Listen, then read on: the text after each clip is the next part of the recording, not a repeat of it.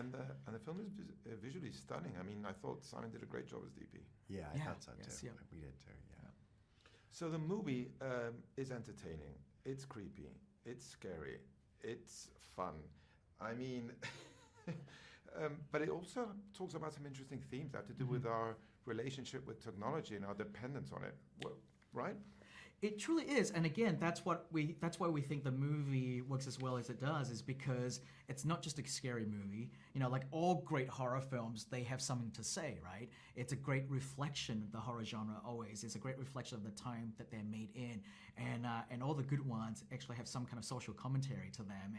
And of course, in this film, it is about our obsession and our fixation with technology and how we rely on it so much, so constantly. And so here's a movie with a character with this young kid who builds such a dependent relationship with this artificial doll, and she sees this thing as a real life substitute to the parents that she lost at the start of the film, and you know, it's a great commentary, and I feel like that's another thing that the movie did really well to kind of talk about all that stuff. Yeah, it shows how AI can be great and incredible for us, and also not. And also very dangerous and not good. In that sense, how would you describe your own relationship with technology? I mean, are you technologically savvy people? I like to think that I am to some degree. I know I'm very dependent. I'm hooked on my phone and my computer and my iPads, so it's kind of hard to not be. I'm hooked on it too. I wish I was less hooked, but I'm pretty hooked. So here we have Atomic Monster and Blumhouse teaming up together. I think the fans are very excited about that. How did that all work out?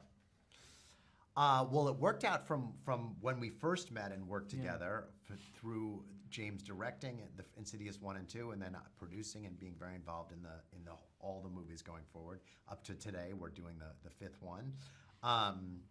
I remember when we actually, now people do this a lot, but you're like, we're calling it chapter, remember?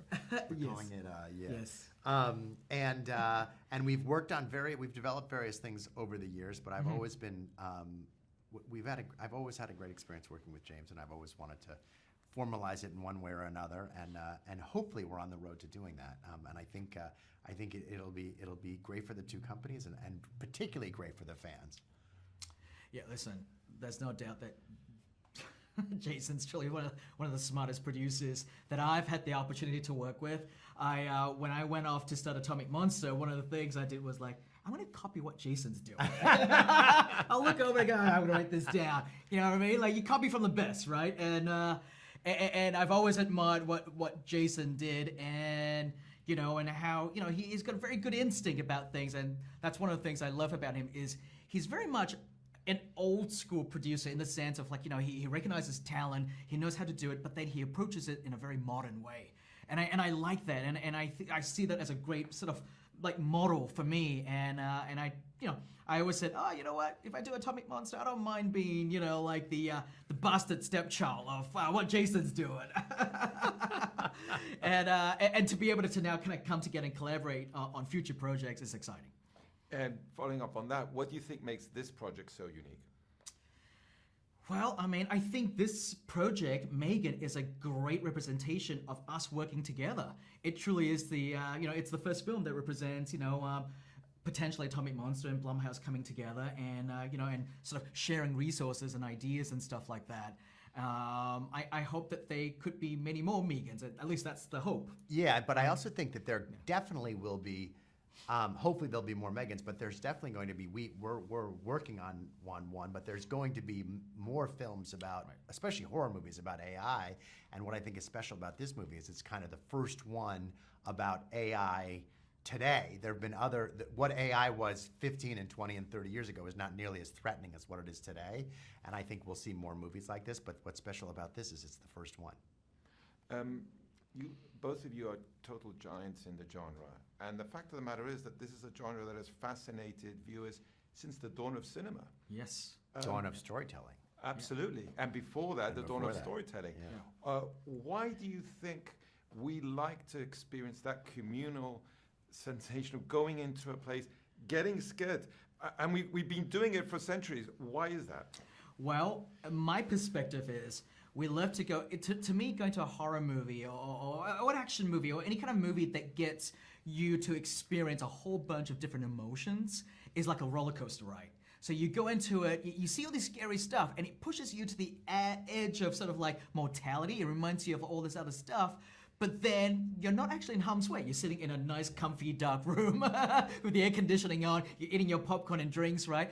But you let your imagination run wild. You get to go into the places that the filmmakers take you to, but you're still in the comfort of your own, like in the seat, right, in the theater, and you get to share that fun experience with the strangers in the room, and you guys are laughing together, screaming together.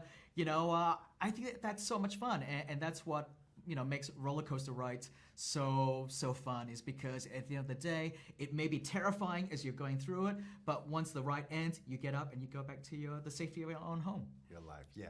I totally agree with everything James said. I think horror, in a certain way, it makes the world feel safer. Whether it's a movie or a book or whatever it is that you're reading or watching, these scary things happen to other people, not you, and you can close the book, you can walk out of the movie theater, right. You can completely control it, and somehow that helps us digest the real fears that are out there in the world. It's very strange. When the more chaotic the world is, the better horror often does, and I think it's a result of what we're both talking about.